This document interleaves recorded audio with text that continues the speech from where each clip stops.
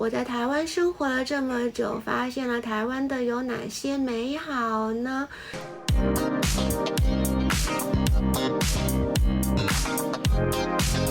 ？Hello， 大家好，我是关关，是一个来台湾生活了将近20年的原大陆女生。那我在台湾已经待了快20年了，被问的最多的问题就是台湾和大陆到底有什么区别呢？为什么我来了台湾之后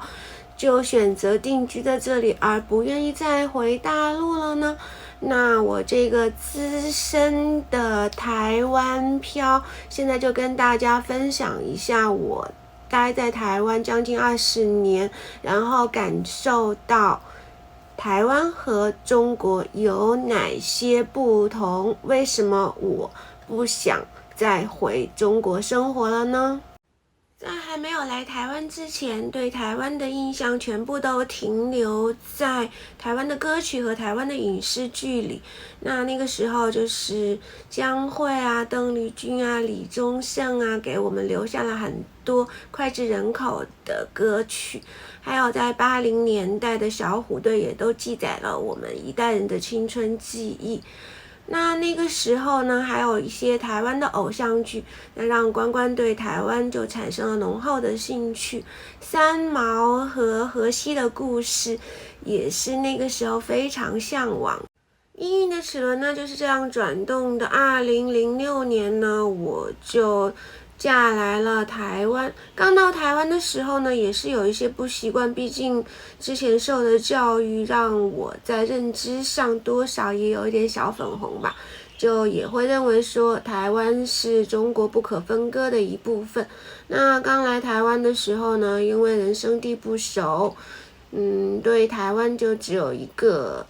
简单的认识，只是看到说一些基础建设，就是表面的东西并没有到那么的漂亮，那会觉得说在我的认知中还是有点落差的。那随着我在台湾生活了快20年了，我越来越热爱这一方土地了。那现在就由我这一个资深的台湾漂聊一聊我这么多年在台湾，在我眼里的看台湾到底有哪一些的不同，台湾到底有什么样的魅力吧。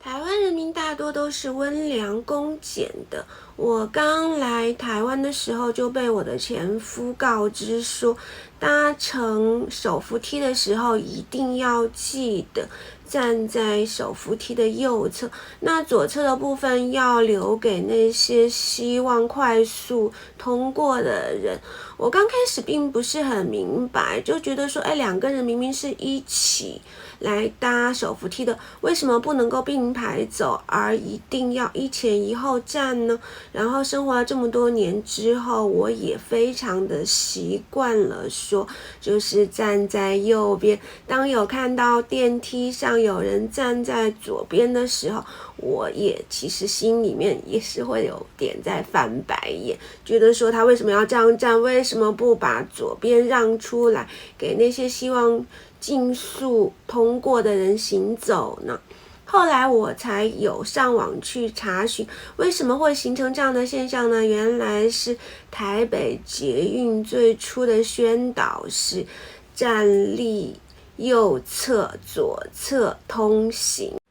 虽然说现在北捷的宣导已经变成了握紧扶手踏稳阶梯，但是真的回不去了。大家都已经非常的习惯站在手扶梯的右边，那左边就是留给希望迅速通过的人。虽然说这一点也被很多人声罚过，那很多就是小粉红有说这样子的话电梯的稳定度会变得不好，可能会加速电梯老化，右边使用过重的话会造成电梯的磨损。其实这些是不需要担心的，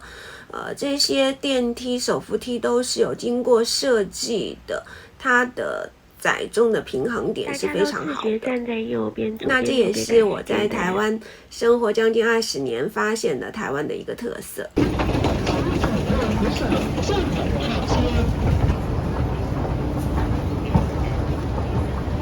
我在台湾生活了这么多年，那台湾到底教会了我些什么呢？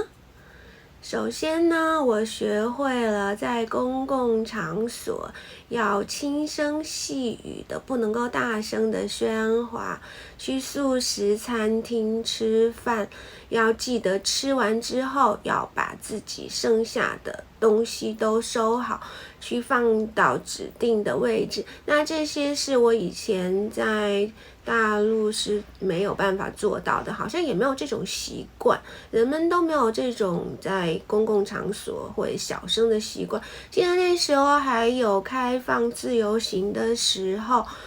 在捷运上，如果你有听到非常大的声音，那基本上都是操着大陆口音的中国人。其实那个时候我还觉得真的有点丢脸啦，因为一听口音就能够判断出那些在公共场所喧哗的都是大陆人。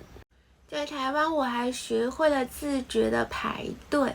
虽然说这个真的是非常不起眼的一件小事，那可能之前在大陆的时候并没有让我养成这样的习惯，真的是到哪里可能都会想说往前挤一挤，赶快都会不自觉的都插队。那在台湾哪怕只有2-3个人，大家也都是在自觉的排队的。其实这些行为并没有硬性的法规规定，却已经深深的烙印在台湾人的骨子里了。大家都默默的遵守着，这已经形成了一种习惯。那我的小朋友呢，是从小在台湾长大的，他也是非常的习惯遵守这些规则的。我呢，作为一个移民呢，有些时候真的还是会不小心的透露出来。那有的时候，我的儿子反而会教训我说，不能够闯红灯，一定要遵守规则。那有时候在下捷运的时候呢，等电梯，我可能习惯的顺着人群就默默的溜进去了，那我的小朋友就会拉着我说，应该从最末端排队上手扶梯。真的，这个已经都成为台湾人生活的一部分了。台湾人的热情与友善也是我在台湾生活了这么多年所深深感受到的。刚来台湾的时候，我还蛮害怕的，会觉得说来到这样的一个陌生地方，会不会受到歧视呢？毕竟我以前在大陆那边受到的教育都是比较红色的一些教育，那对我们的宣导都是台湾是中国不可分割的一部分，我也蛮担心的，我会不会来到台湾之后受到台湾人们的歧视呢？那其实这么多年来，我生活在这边是完全没有受到任何的歧视的，而且台湾人民真的是非常热情的。那我生完小朋友之后，这种感受就更深。这里独特的人情味受到了各国友人的一致赞赏，那只有生活在这片土地上的人才能够切身的感受到台湾的独特之美。相关的小朋友呢，从小到大基本上都是我一手带大的。记得那个时候我推婴儿车出去的时候，有时候走到了没有电梯的阶梯，都不用我开口，都会有陌生人主动上来对我伸出援助之手。那来到一个陌生的地方呢，可能迷路了，我不认得路，随便拉一个路人都会非常热情的帮我指路，而且还会遇到说直接就帮我带到了我想要去的地方。那关关也学会了这一点，现在关关在上班的地方也经常的会遇到很多人向我问路，我也会蛮热情的帮他们指路，这也是我在台湾学到的。可能就会有些小粉红说，切，有什么啦？台湾有什么了不起的？台湾的房子都破破烂烂的，完全比不上中国的北上广深的一线大城市，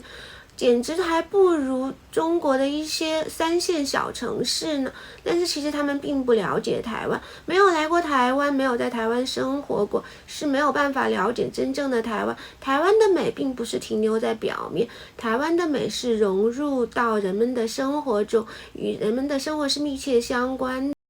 相信大多数的人都会认同，日本有很多人性化的设计。那这里我想说的是，台湾一点也不差。关关作为一个小朋友已经长大的母亲，在我的小朋友还小的时候呢，我带他回大陆，那去到桃园机场的时候都会使用母婴室。那个时候我记得说桃园机场有一个 Hello Kitty 的母婴室，我还特别带我小朋友到那边去拍照。那里都会提供饮水机，饮水机有冷热两种，而且热水的部分它都会有做了防烫的设计，这些小细节都体现出以人为本的原则。使用需求，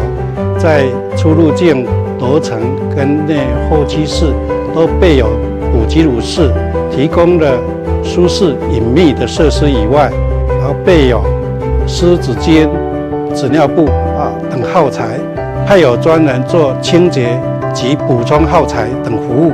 方便每一个使用者来使用。